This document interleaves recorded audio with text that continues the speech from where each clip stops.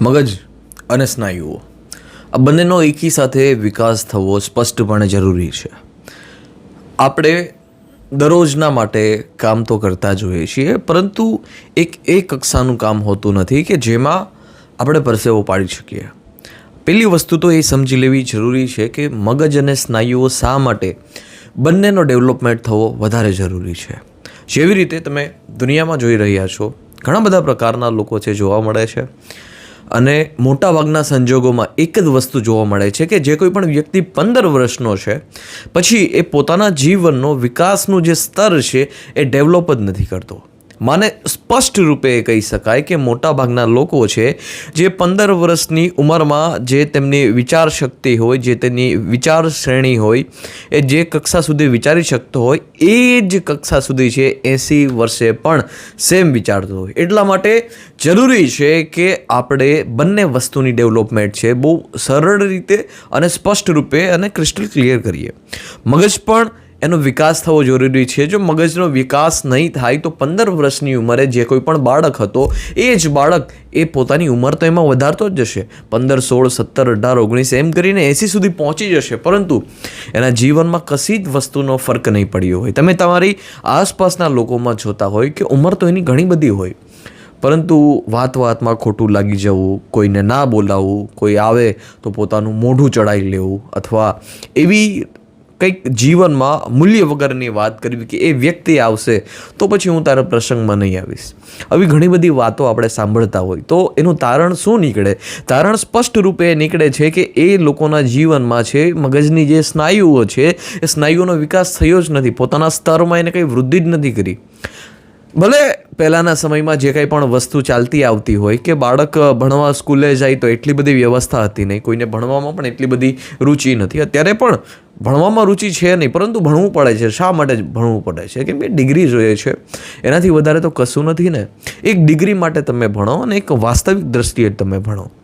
એક તમે ભણી લીધું છે, તમને પાસે ડિગ્રી આવી ગઈ છે, પછી તમે પુસ્તકો વાંચો કે જે તમારા દૈનિક જીવનમાં તમને મદદરૂપ થઈ શકે છે, તમારા બિઝનેસમાં તમને મદદરૂપ થઈ શકે છે, તમારા જે કંઈ પણ જ્ઞાન છે એ જ્ઞાનના ડેવલપમેન્ટમાં વધારો કરે છે, તમારા જીવનમાં હેબિટ્સ તમારી આદતો છે એમાં સુધારો વધારો કરે છે. તો એક એ પોઈન્ટ ઓફ વ્યૂ થઈ ગયો. એવા પણ લોકો છે કે જે ખાલી ડિગ્રી આવી જાય છે પરંતુ લર્નિંગ છે એ પોતાના જીવનમાં ક્યારેય નથી છોડતા. આવા લોકો સૌથી શ્રેષ્ઠ લોકો ગણવામાં આવે છે, કેમ કે એ લોકોએ જ્ઞાનનો સહારો જીવનમાં લીધો છે. અને દુનિયામાં જ્ઞાનનો સહારો છે એ સૌથી ઉચ્ચતમ સહારો છે ને એના સિવાય અને એનાથી ઉપર કોઈ શ્રેષ્ઠ સહારો તમને દુનિયામાં મળી ના શકે. ધ્યાનનો સહારો પણ એટલો સારો છે, પરંતુ સૌથી વધારે કોઈ મહત્ત્વપૂર્ણ ફાળો જીવનમાં હોય તો એ છે જ્ઞાનનો સહારો.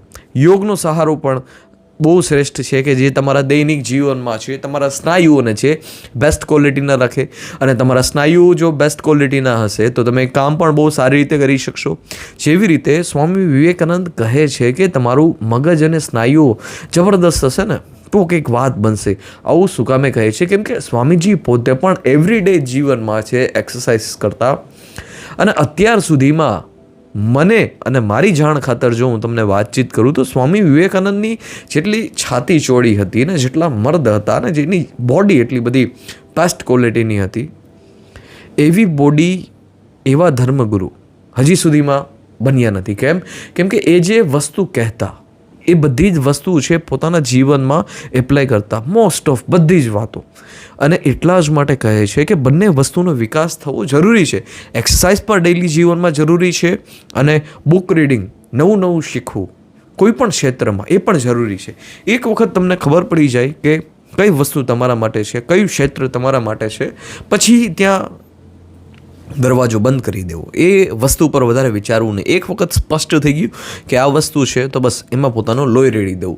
પહેલી વસ્તુ તો જ્ઞાન, તમે જ્યારે એને સ્વીકાર કરવાની શરૂઆત કરશો, તમે જ્ઞાનનો સહારો લેશો એટલે તમારી અંદર જે કેપેબિલિટીઝ તો છે પરંતુ એને તમને ખ્યાલ નહોતો કે આ તમારી અંદર કેપેબિલિટીઝ છે એ બહાર લઈ આવશે. અને લગાતાર આ પ્રોસેસ તમે કન્ટિન્યુઅસ કરશો, લગાતાર તમે આ પ્રોસેસ કન્ટિન્યુઅસ કરશો તો પછી એક એવા સ્તર સુધી તમે પહોંચી જશો કે જેવા લોકોની આ દુનિયામાં જરૂર છે. અને એવા જ લોકોને ભગવાન કહેવામાં આવે છે, એવા જ લોકોને પરમાત્મા કહેવામાં આવે છે. કોક એને વિવેકાનંદના નામથી ઓળખે છે તો કોક એને પૂજે છે ભગતસિંહના નામથી, કોક એને ઓળખે છે તો મહારાણા પ્રતાપના નામથી ઓળખે છે, તો કોક પોતાનું સર મસ્તક કરે છે શિવાજીના નામથી. સો વસ્તુ બધી આ જ છે, પરંતુ જ્ઞાનનો સહારો લઈએ જ્યારે જીવનમાં, સત્યને કેન્દ્ર બનાવીએ, એનો રંગ પણ કંઈક અલગ હોય છે, પરંતુ જરૂરી છે બધી જ વસ્તુનું ડેવલપમેન્ટ થવું. એટલા માટે સ્નાયુઓનું ડેવલપમેન્ટ થવું પણ જરૂરી છે, અને મગજ, તમારી જે શક્તિ છે એનું ડેવલપમેન્ટ થવું, જ્ઞાનમાં વધારો થવો એ પણ જરૂરી છે. મળતા રહીએ આવા વિડીયો સાથે. ધન્યવાદ. જય હિન્દ. વંદે માતરમ.